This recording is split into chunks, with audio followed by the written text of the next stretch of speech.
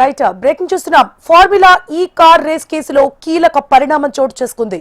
ఈ కేసును విచారించిన ఏసీబీ అధికారులు విజిలెన్స్ కమిషన్ కు తమ రిపోర్ట్ ను సమర్పించారు. 2 రోజుల్లో విజిలెన్స్ కమిషన్ నుంచి ప్రభుత్వానికి నివేదిక అందనుంది. ఆ తర్వాత రిపోర్ట్ ను పరిశీలించి తదుపరి చర్యల కోసం గవర్నర్ కు ప్రభుత్వం పంపనుంది.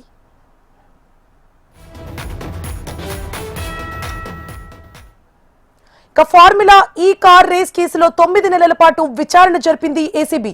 ఇందులో క్విడ్ ప్రోకో ఉన్నట్టు నిర్ధారణకు వచ్చింది.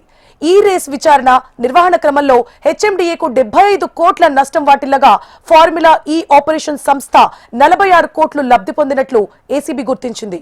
క్విడ్ ప్రోకో ద్వారా 44 కోట్ల విలువైన ఎలక్టోరల్ బాండ్లు బీఆర్ఎస్ కు సమకూరినట్లుగా ఏసీబీ ప్రధానంగా ఆరోపిస్తూ వస్తోంది.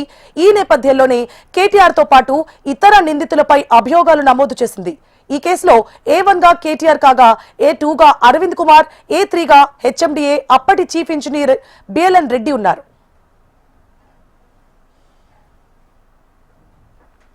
ఇదే అంశానికి సంబంధించి మరిన్ని అప్డేట్స్ ని మా ప్రతినిధి ఆర్కే అందిస్తారు. ఆర్కే,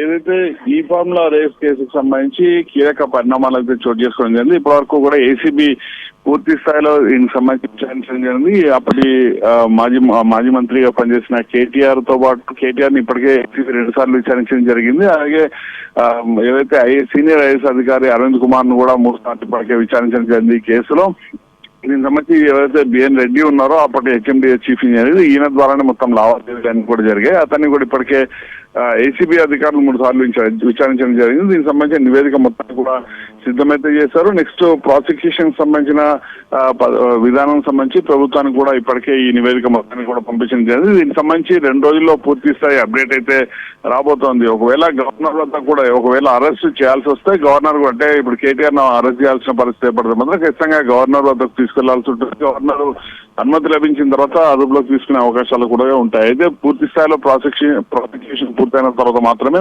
తదుపరి చర్యలు ఏ విధంగా ఉంటాయి, అరెస్ట్ చేస్తారా లేకపోతే మరొకసారి విచారించడం జరుగుతుందనే దానిపైన కొంత క్లారిటీ అయితే వస్తుంది. మొత్తం ఈ రేస్ ఫార్ములాకు సంబంధించి మొత్తం 4 సీజన్లో నిర్వహించాలనుకున్నప్పుడు కూడా మొదటి సీజన్ ఎవరైతే స్పాన్సర్ ఉన్నారో స్పాన్సర్ నిర్వహించిన తర్వాత తాము నష్టాల పాలయ్యాము, మేము నిర్వహించలేమంటూ కూడా చెప్పడం జరిగింది. దీంతోనే 2వ సీజన్ లో ప్రభుత్వమే ఈ రేసును పూర్తి స్థాయిలో నిర్వహించడానికి 55 కోట్లు విడుదల చేయడం జరిగింది. అంటే 46 కోట్ల రూపాయలు ఒక ఫార్ములా కోసం, అలాగే 9 కోట్ల రూపాయలు జిఎస్టీ కింద కేటాయించడం జరిగింది. అయితే ఈ కేసుకు సంబంధించిన విషయంలో ఇటు ఫెమా నిబంధనలు ఏవైతే ఉంటాయో ఫెమా నిబంధనలు పాటించలేదు, దీనికి సంబంధించి ఏ నిబంధనలు కనీసం పాటించలేదు. నిధుల జారీ సమయంలో అంటే 55 కోట్ల రూపాయలు జారీ చేస్తున్న సమయంలో ఖచ్చితంగా కేబినెట్ అనుమతి లభించాల్సి ఉంటుంది. కానీ కేబినెట్ కూడా కనీసం సమాచారం ఇవ్వలేదు.